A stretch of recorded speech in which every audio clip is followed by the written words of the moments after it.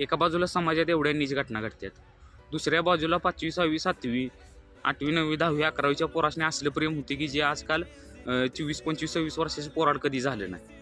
तिसरी गोष्ट अशी की आपला जो मोबाईल आहे, या मोबाईलमध्ये अशा काय आता रील्स यायला लागल्यात दर 10 रीलच्या मागं. ते शाळेतलं प्रेम, ते काकूवरचं प्रेम, नेमकं या सगळ्या घटनांना समाजाला दाखवायचं तरी काय आहे? जे ॲक्टिंग करतात काय करतात त्यांना सुद्धा वाटत नाही की आपण समाजाला काहीतरी वेगळं दाखवू. त्यांच्या आजूबाजूचे लोकही त्यांना काय म्हणणं झालेत का? आणि तिसरी गोष्ट अशी की शाळेतला शिक्षक जर त्या विद्यार्थ्याला धाकात ठेवायचा प्रयत्न करत असेल तर त्या शिक्षकाला धाकात ठेवायचं काम शाळेचे त्या मुलांचे पालक करतात.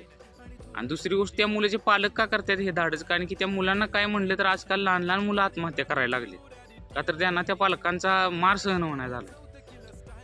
एक काळ होता की स्वतः पालक पोराला हाणून धुडून घेऊन शाळेत येत होता. आज उलट झाले, त्या पोराला हात लावला तर आई बा येऊन शाळेत बोंबलून जाते की आमच्या पोराला काय करत जाऊ नका म्हणून. त्यामुळे एकंदरीतच संस्काराचा आणि धाकाचा अभाव मात्र आता कायम जाणवत राहील एवढं मात्र नक्कीच. त्यामुळे ह्याच्यावर कुठंतरी नियंत्रण आणणं फार गरजेचं आहे. धन्यवाद.